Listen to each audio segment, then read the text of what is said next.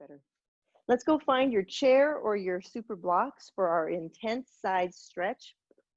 We're going to take the blocks, position them, or your chair. Hands on your chair, hands on your blocks. Right foot comes forward, left foot goes back. Level through your pelvis. And then here's it is an important thing. Anchor through the ball of the foot and the heel of both feet. Try to lift the toes up and straighten that right leg, that leg that's in the front. This is a place, once again, go ahead and try to straighten it as straight as you can. Then cascade over and breathe. And if, after a while, if it straightens too much, then I'll tell you, hey, pull back. But for now, make a muscle, try to straighten that right knee. So go for it, Dave. See if that right knee will go even straighter. Yeah. Now, some of us, when we straighten too much, we feel too much tension at the back of the knee. The tendon might be pulling too much, and that's a sign, nah, don't straighten that much.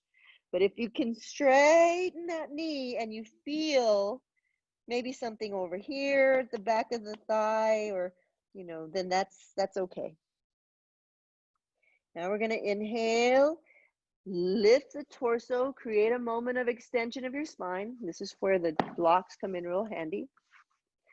Right hand to hip, extend, open the chest, turn your hips, breathe, turn, turn, turn. You could stay right here, firm the thighs. You could reach the arm out. This is revolved triangle, hold and breathe. So the right hand, yeah, if the right foot is forward, then the left hand will be on your block and the right arm reaches and you turn. That's it. Yeah. And you're strong. Check the back foot. Make sure both feet are on the mat. And can you lift the toes of the back foot? Good luck. Yeah. It will challenge you. Now inhale and exhale. Come back down. We put the hands on your blocks or on your chair. Dorsiflex the ankle.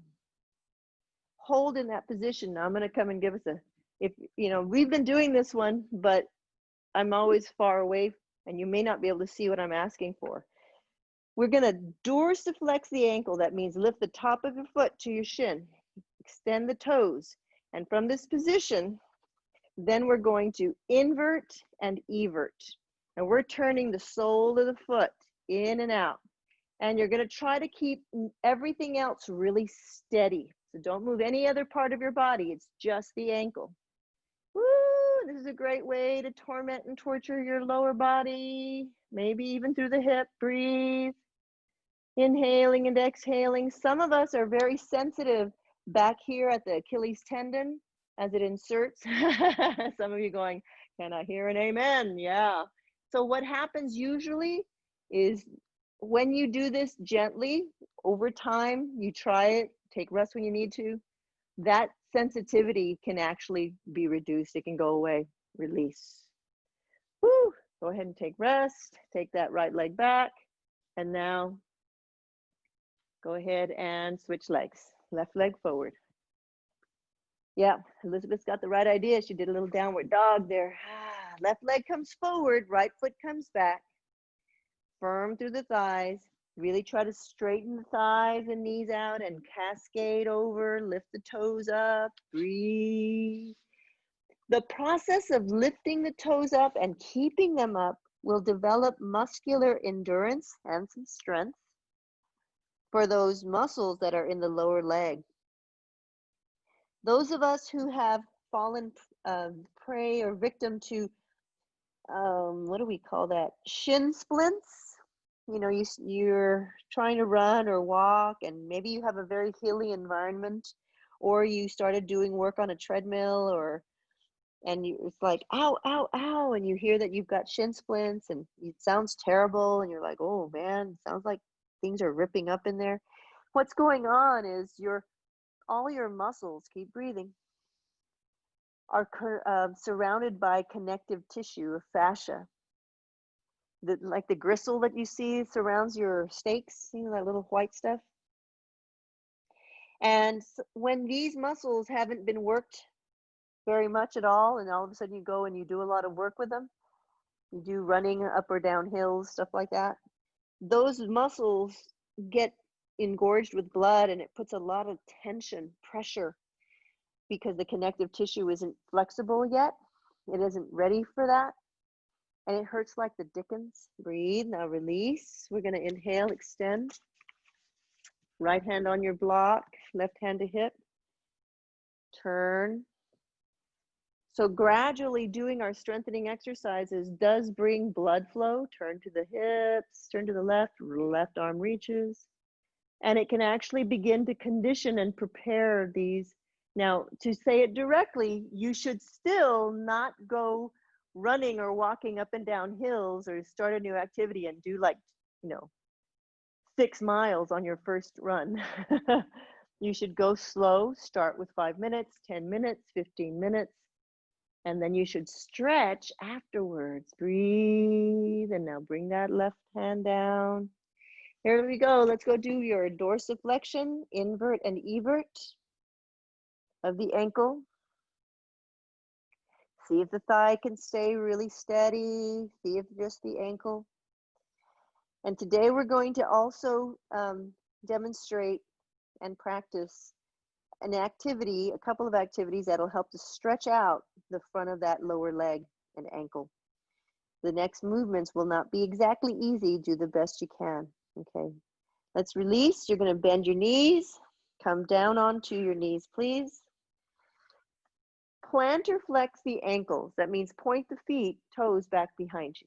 I'm going to turn, show you my backside so that you can see that I'm trying to keep them stretched out behind me.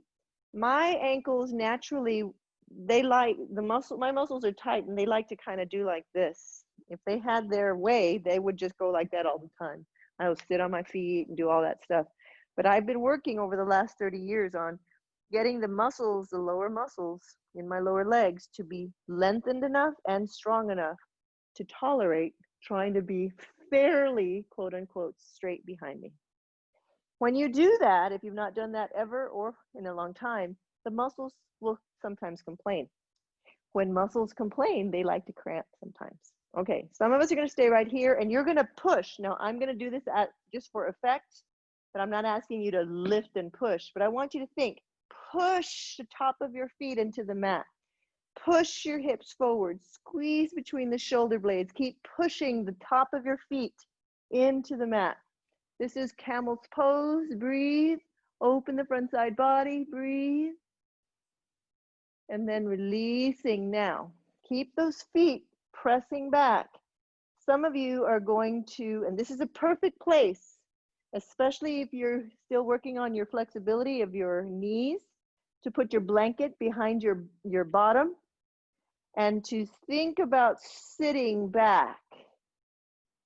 Perfect place for a big blanket or some of those awesome cushions, Greg, that you have on that couch over there. So as long as you feel okay, but if it feels okay, yeah, Rick, that looks good.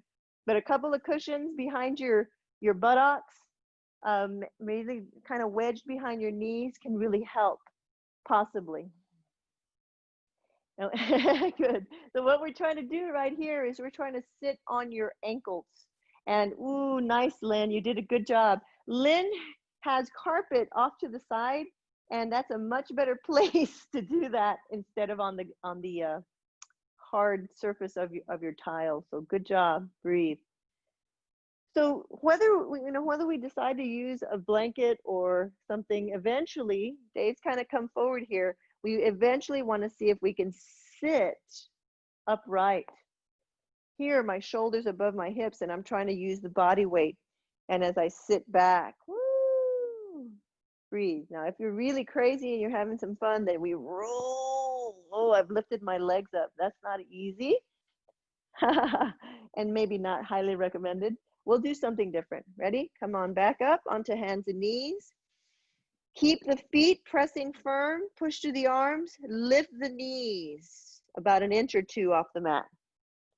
Breathe. Lift them a little bit more. Feel the stretch through the front of the lower ankle. And then we can go all the way up. There's a big stretch through the flexors, but remember, slowly release. Come to sitting.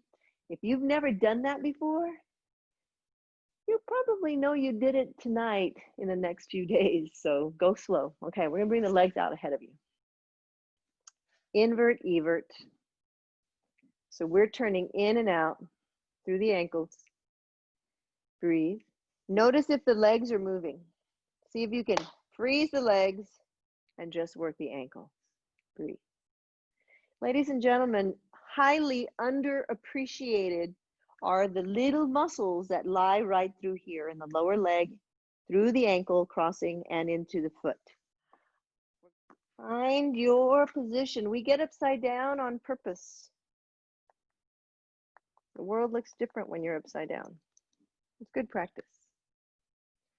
Also, when you're upside down and your legs are up in the air, it's another opportunity to take a peek at those feet and those toes. Now, we did a lot of good work through the ankles and feet, so right now let's just circle. I'm not going to torment you anymore. We did some really good things to them. You might be kind of tired later. Uh-oh, I just set an intention. Circle in the opposite direction.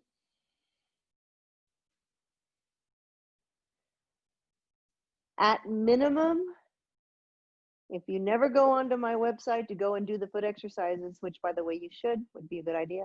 But if you never do, at minimum, make circles with your ankles regularly. Daily would be really good. And just like I was sharing with Bernardo the other day, if you're going to be traveling, if you're going to be on a long car ride or on a plane ride, do your ankle circles and your ankle pumps, because that's a great way to keep the circulatory system going, functioning, and it can help to reduce your risk of getting a blood clot. And any one of us at any stage in our life, if we're not mobile for a period of time, we're at risk for something like that. We call it a deep vein thrombosis. So there's no room in your day for that. Really, we don't need that. So when you go flying or when you go driving, big long road trips, then just take a moment, make your little circles. When you're ready, bend your knees. Slowly place the feet down on the mat. Lift your hips up off of the blanket. Stretch yourself out. This is the best part. And this is a very important part. Our Shavasana.